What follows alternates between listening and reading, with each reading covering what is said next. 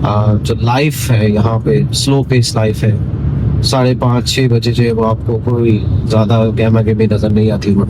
तो ज़्यादातर जो लोग आते हैं सबसे पहले उनको कल्चरल शॉक लगता है। और अच्छी बात ये है कि आप साल में किसी भी टाइम पे आ रहे हैं तो यहाँ पे आपका एडमिशन हो जाएगा। पहले से चीज़ें देखना है, कुछ चीज़ें आप जो है वो वहाँ से लेके आ सकते हैं अपने साथ अगर सामान में आपके लगेज में है। यहाँ से आप खरीदेंगे तो आपको बहुत एक्सपेंसिव पड़ेगा। ये बहुत सारे लोगों को हो जाती है, होम सिकनेस भी हम कह सकते हैं। इसलिए कि जाहिर सी में जब आप एक नई जगह जाएंगे तो आपका फ्रेंड सर्कल नहीं होगा, आपको एक लोनलीनेस का एक फीलिंग होगी। और because at the same time हर चीज़ आपके लिए नई है, कल्चर भी नया है। हेलो गाइस, कैसे हैं? उम्मीद है आप लोग खैर खैरियत से होंगे। अच्छा, आज की वीडियो आप देख रहे होंगे मैं गाड़ी से बना रहा हूँ। तो ये ऐसा कोई प्लान नहीं था, बस जहन में इस वक्त आया। तो हम जो जा रहे हैं वो ऑकलैंड जा रहे हैं किसी काम से। तो मैंने सब कहा कि बना दे, ताकि एक टॉपिक जहन में भी आ गया था तो मैंने कहा उसको भी हम कवर कर लें। और वो आई थिंक उस पर मैंने बहुत ज़्यादा वीडियो या बहुत ज़्यादा बात नहीं की है। और एक काफ़ी इम्पोर्टेंट टॉपिक है जिसमें जो भी न्यूजीलैंड यहाँ पे आना चाह रहा है उसको उससे मालूमात काफ़ी मिलेगी। तो मैंने सोचा कि जैसे कि बहुत सारे स्टूडेंट्स आते हैं, इंडिविजुअल कपल आते हैं, फैमिलीज आती हैं, तो उन सबको गो थ्रू करना पड़ता है चैलेंजेस से। जाहिर सी बात है कि आप माइग्रेट कर रहे हैं एक कंट्री से दूसरे कंट्री, तो बहुत सारे चैलेंजेस होते हैं।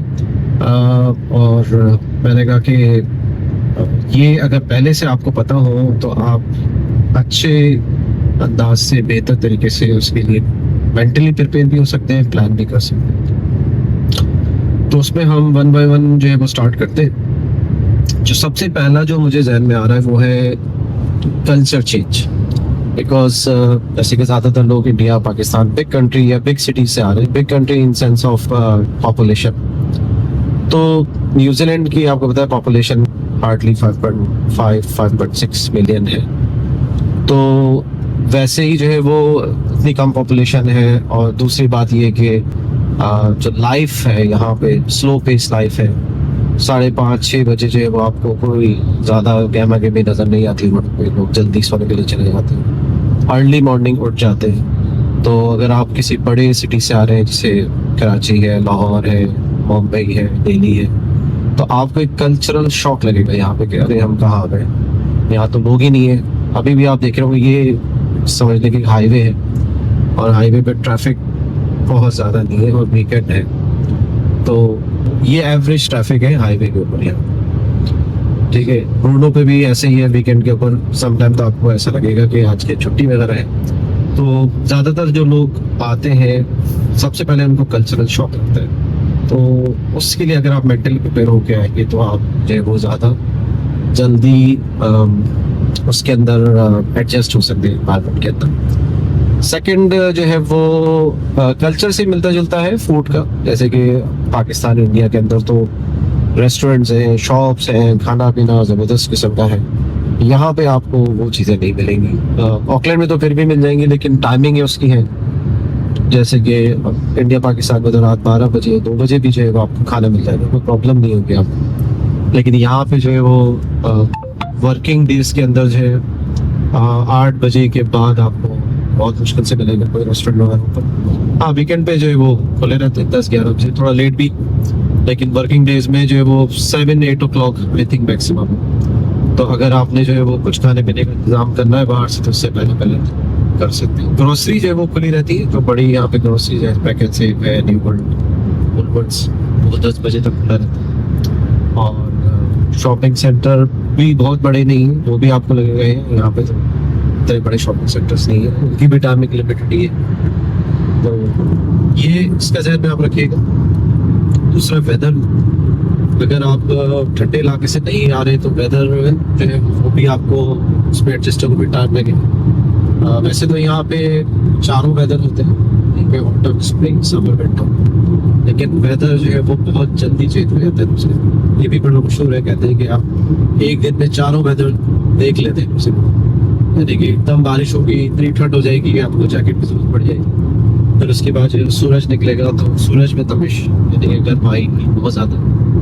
और समटाइम्स जब विंडी होता है तो बहुत विंडी होता है, तो उसके लिए पफर जैकेट जो है वो ज़्यादा बेहतर रहती है। विंड से भी कवर करेगी आपको और बारिश से भी करेगी। दूसरा जो है वो एजुकेशन सिस्टम, ये काफ़ी डिफरेंट है। ये उनके लिए ज़्यादा जो फैमिलीज़ है, अक्सर जो फैमिलीज़ हैं जो बच्चे उनके छोटे प्राइमरी सेकेंडरी के अंदर उनके क्वेश्चन होते हैं। तो न्यूजीलैंड के अंदर जो है वो पहले जो था current system HCA level, HCA qualification कहलाता है।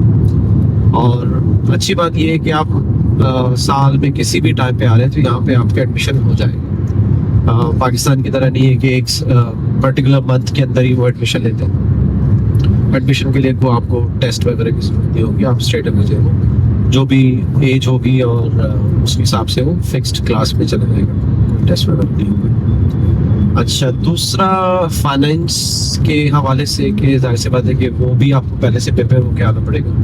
देखिए यहाँ पे जो करेंसी है वो न्यूजीलैंड डॉलर है, हर चीज़ डॉलर के अंदर है। तो शुरू में शायद आपको ये भी लगे कि हर चीज़ बहुत महंगी है, ऑल्दो महंगी है नो डाउट, लेकिन उसमें कोई आप कुछ कर नहीं सकते है। तो है फॉर एग्जाम्पल अगर आप ग्रोसरी लेने जाएंगे तो स्पेशली विंटर के अंदर यहाँ पे टमाटोस बहुत महंगे हो जाते हैं। अभी मैं लास्ट पे किया था, जो कोरिएंडर है, जो धनिया जिसे कहते हैं, जो पाकिस्तान में ऐसे ही दे देते हैं मिर्चों के साथ, इंडिया में कैसे होगा, वो $4 के बेचते हैं।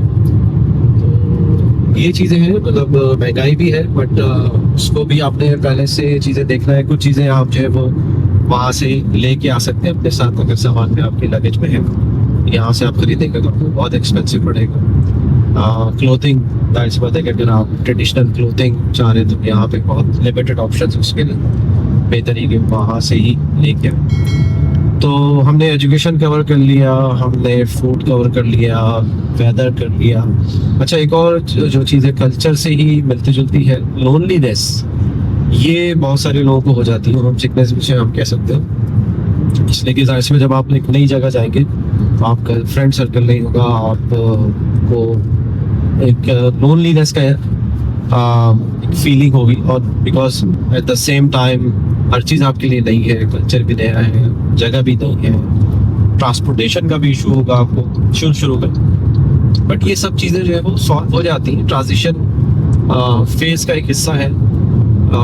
इसलिए कि जब तक आपके पास ट्रांसपोर्ट नहीं है तो उसके लिए आपको एक जगह से दूसरी जगह होना, उसमें भी टाइम लगता है और लोगों को आप जानते भी नहीं होंगे। तो आहिस्ता आहिस्ता आपका सोशल नेटवर्क जो है वो बनता है, दोस्त बनते हैं आपके लाइक माइंडेड पीपल।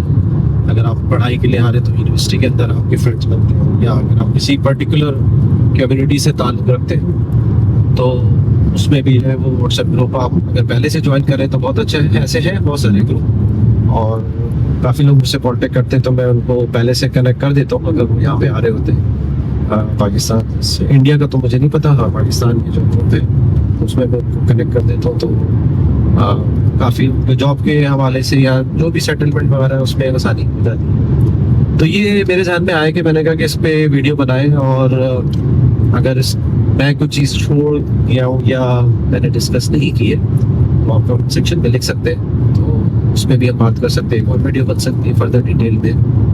काफ़ी बड़ा टॉपिक है, इसमें तो घंटों आप बात कर सकते हैं, और सम टाइम आपका कोई स्पेसिफिक सिनेरियो क्वेश्चन भी होता है तो उसको भी जो उस पर बात कर सकते हैं, डिस्कस कर सकते हैं। वेदर आज का काफ़ी अच्छा है। ये कुछ दिन पहले ज़रा बारिश हो रही थी, लेकिन इस वीक जो है वो सनी है, तो ये वेदर है बड़ा इंजॉय करते हैं। काफ़ी लोग आउटिंग वगैरह पे जाते हैं, तो सफ़र हमारा अच्छा गुजर रहा है। इंशाल्लाह हाफ पे हमारा हो चुका है, तो आई थिंक 1 आवर 10 मिनट्स में आप हैमिल्टन से ये 110 की स्पीड की रोड है, ये मैक्सिमम यहाँ पे स्पीड है। तो आई होप कि आपको इन्फॉर्मेशन मिली होगी, और अगर आपकी सर्किल में कोई लोग हैं जिनको आप समझते हैं कि शेयर कर सकते हैं इन्फॉर्मेशन को फ़ायदा हो तो उनको बिल्कुल शेयर करिएगा। और कोई अगर क्वेश्चन हो तो कमेंट सेक्शन में लिखिए।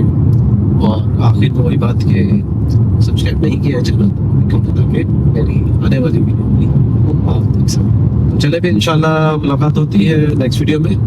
तब तक के लिए टेक केयर, अपना बहुत सारा ख्याल रखिएगा। ओके, हाफिज़।